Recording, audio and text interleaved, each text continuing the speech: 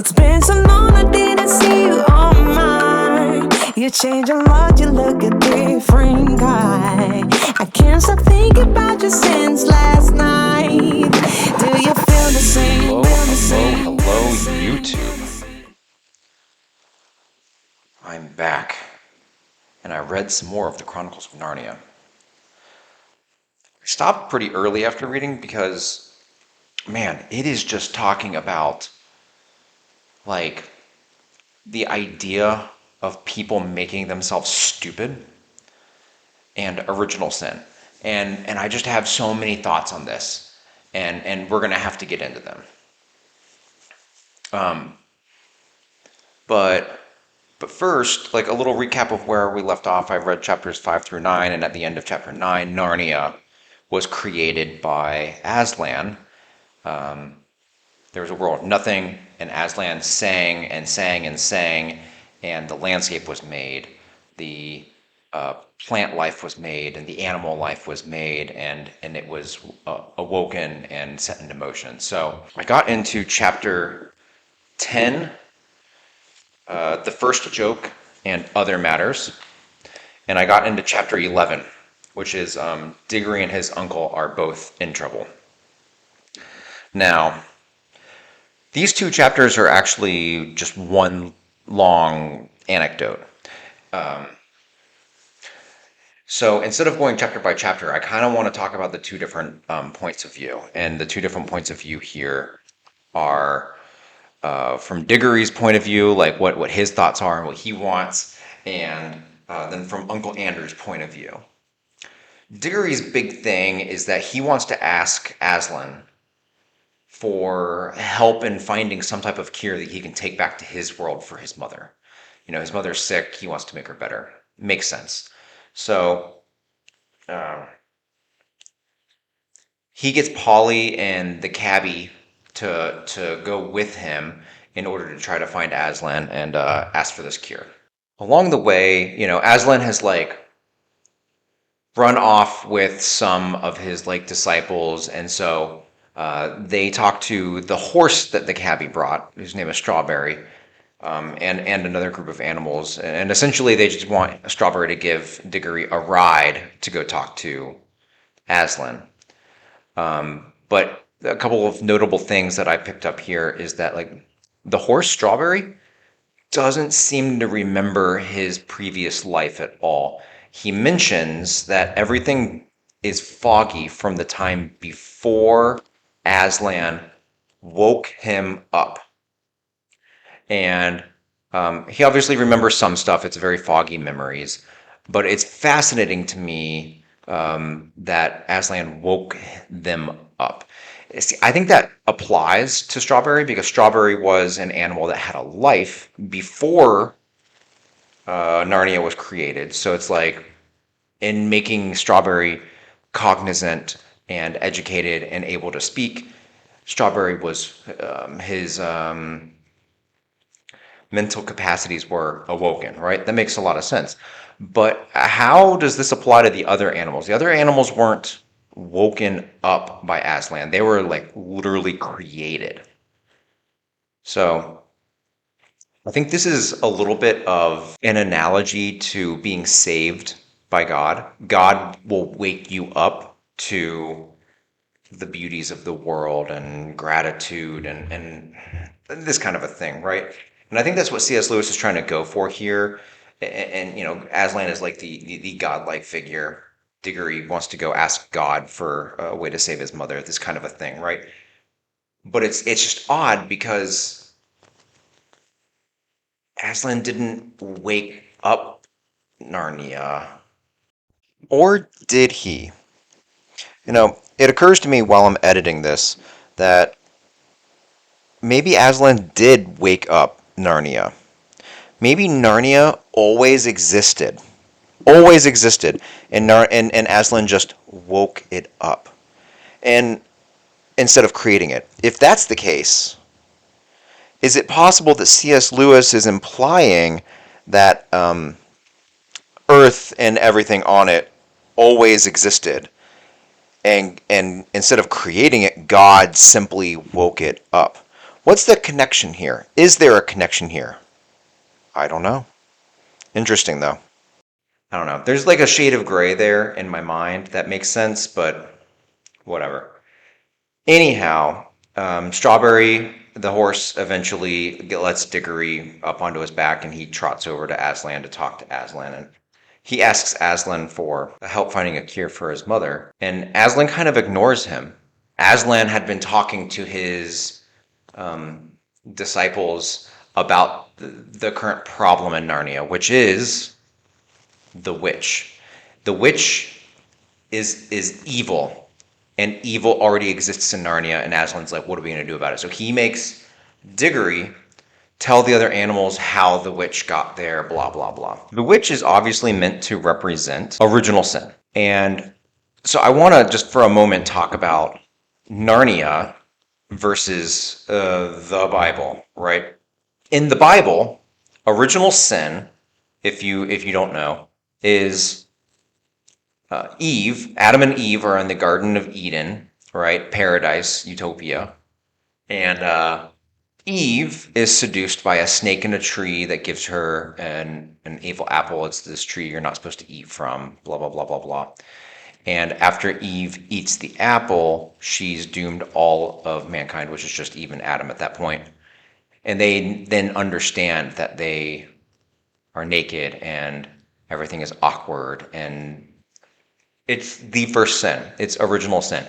And the point here is that the way the Bible and the Christian creation kind of story paints it to be is that a woman of her own volition and cognizance chooses to create a sin and doom all of mankind.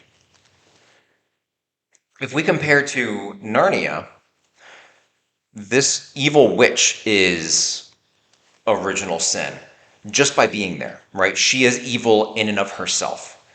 And what's fascinating here is that Digory, a male entity, brought her to Narnia against her will. Or perhaps, if we want to not look at it as Digory, it could be thought of as Uncle Andrew is the male entity that originates original sin in the form of this evil witch queen being brought into Narnia against her will. So original sin in Narnia is actually caused by a man instead of being caused by a woman. Or if we take Digory out of the equation, the witch is there and she just is. The witch didn't do anything. The witch just is. And this is very interesting because it means, right, Aslan did not create evil. Whereas in the Christian tradition, the reason evil exists, evil is the result of God giving us free will. Without free will, the only way for evil to not exist, the only way for us to not do evil things is for us to not have the choice to do evil things, is the point, right? But in Narnia, Aslan didn't necessarily do that. It's not clear. The reason evil exists is because it literally just is. It is a thing outside of the God figure, separate from the God figure, neither created nor born of any act. It's very interesting.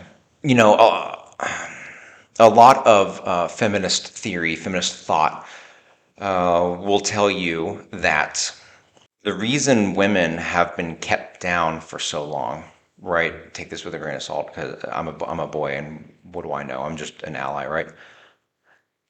Is because of original sin, because women were damned from the start. They are lesser than, they make worse choices, this type of a thing, right? And it's interesting that in the 1950s, C.S. Lewis wrote a story in which original sin was either caused by a man or it just is.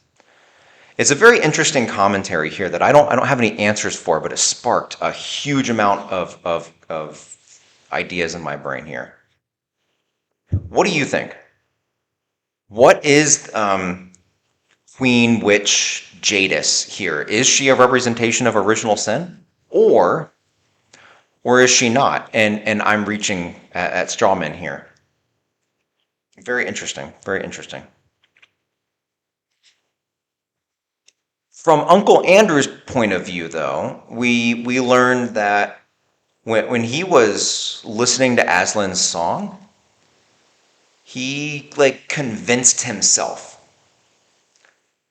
that he wasn't able to hear a song. And when the animals started talking after they were created, he convinced himself he couldn't understand them. This is what the narrator tells us.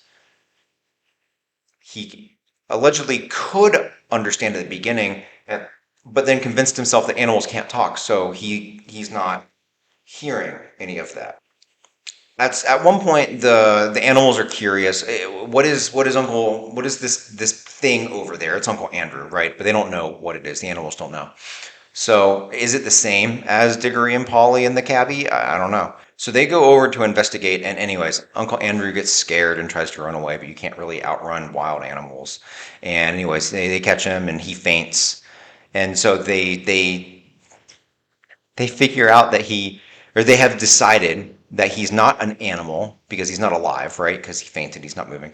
So they think he's a tree. So they dig a hole and they plant him and douse him with water. It's actually pretty comical. But the thing that really stood out to me here is that Uncle Andrew cannot understand the animals, right? Digory, Polly, and the Cabby can understand the animals. Uncle Andrew and allegedly the Witch Queen Jadis cannot understand the animals. Now, the narrator has tried to tell us that this is because Uncle Andrew convinced himself he couldn't. But can we trust the narrator? Okay, so we have two options. Either Uncle Andrew innately cannot understand the animals, or he convinced himself that he's unable to understand the animals and what's going on. I want to dive into those two things for a second. So if he's unable to understand them innately, then there is obviously some type of discussion to be had here about innate goodness, right? Digory, Polly, the Cabby, they are innately good. They're wonderful people, and they can understand the animals. Whereas Uncle Andrew is not necessarily a great person. He's a little bit self-interested. He's a little bit ambitious. He's a little bit arrogant, demands to be obeyed, right? He's not a great person. He's striving for power. Is that the reason he can't understand them? Did Aslan create a world that responds to goodness and badness as it was, can't find a way to understand or live in that world? Or what is even more interesting is did Uncle Andrew actually convince himself that he's unable to understand these animals? If that's the case, then we have a concept of self-imposed stupidity. And self-imposed stupidity is fascinating to me.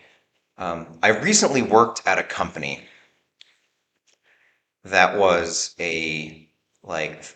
I'll call it a 15-year startup. The people that started the company are the people that are running the company, right? They left college, started this company, and that's all they've ever done. Now, there's nothing wrong with that per se. But what they did was they hired people like me, experts in our fields, in sales, operations, IT, everywhere, right? And but they didn't let any of us have ideas or thrive. Anytime one of us across any of the departments would suggest something, it was met with a general kind of response of, well, that's not how we do things here, right? This company had a self-imposed stupidity so that they felt smart, so that they felt comfortable, so they felt secure. And I think that's exactly what Uncle Andrew was doing with these animals. Animals don't talk. Why would I try to change my worldview? I need to feel powerful. I need to feel in control. And I think it's an amazing social commentary that C.S. Lewis has done here. that there are two types of people. There are people that are open-minded, want to learn, want to change, want to get better. And there are other people who are self-interested, narrow-minded, insecure. And it's very interesting to me that it was written about in this way. Do you know anybody in your life that has like self-imposed stupidity? They're like a really smart person. Uncle Andrew, by all measures, is a really smart man. He harnessed magic and got those kids to travel between worlds. That's like a pretty smart guy, right? But he's doing so oddly, right? He goes to a different world and then expects that world to adhere to the rules of his own world. You know, I gave my anecdote about um, work. I think, this being an election year, I think the two presidential choices here in America are very polarizing. And it seems to me that a lot of people are too scared to form their own belief system and cherry pick in our political system, and instead need to have some self imposed stupidity and just go with one side or the other side. Not necessarily because they believe in what those people are saying, but because it's easy and it's a sense of belonging, and it's a lot less work to just go ahead and say I am this than it is to say, oh, I believe some of what those people are saying, but I also believe some of what these other people are saying because my belief system is somewhere in between. I don't know. What do you think of this concept of self-imposed stupidity? Otherwise, the only other notable part that happens in chapter 10 and 11 is the Cabby. Aslan makes him and his wife the first king and queen of Narnia. Listen, Aslan seems to be omniscient because he knows about Charn, the world that Queen Jadis comes from. He knows about the world that Digory and Polly come from. He knows that Digory is a boy, whereas all the other animals have no idea what Digory is, right? It's just another type of animal. Um, and then Aslan seems to like value innate good. I don't know what the Christian God values. I know what the church values, but that's a very different concept, right? I think possibly the church has become an organization unto itself in the guise of a God. And the reason I say this is because the Christian God is worshipped by many, many, many different sects, right? You have Catholicism, Methodists, um, Presbyterians, etc. And they're all different churches with seemingly slightly different rules. And they portray the God slightly differently, but yet they still use the same book, the Bible. So it's very interesting. How do we know what God is or what God values if the organizations are all different, and becoming a member of those organizations and being in good standing in those organizations is all different? Interesting. But Aslan seems to value innate good, right? He doesn't look at the Cabby and say, you are simple, you don't have great qualifications, you're not highly educated. He looks at the Cabby and says, you are a good person. And because of that, puts him in a position of authority. And shouldn't our world be like that? Would our world be better if that's how it was operated? If we took away all of the power hungry, self interested people and replaced them with those with a good sense of right and wrong, with a good set of morals and ethics, would companies thrive? Would governments thrive? Would we as individuals thrive? You should let me know what you think below. But for now, I think I'm out. I'm gonna go read some more of this book. Let me know in the comments below what you think of the whole idea of original sin here in Narnia, as compared to like what we're traditionally taught in like the Christian tradition. Let me know what you think of this concept of self-imposed stupidity and how prevalent you might think it is throughout our entire society. And what would our world be like if we got rid of metrics and qualifications and relied more upon morals and ethics? Until next time, I hope you have a wonderful, wonderful life. Thank you for clicking on this video. Do me a favor, drink some coffee, read some good books, and have a good time. See you in the next one.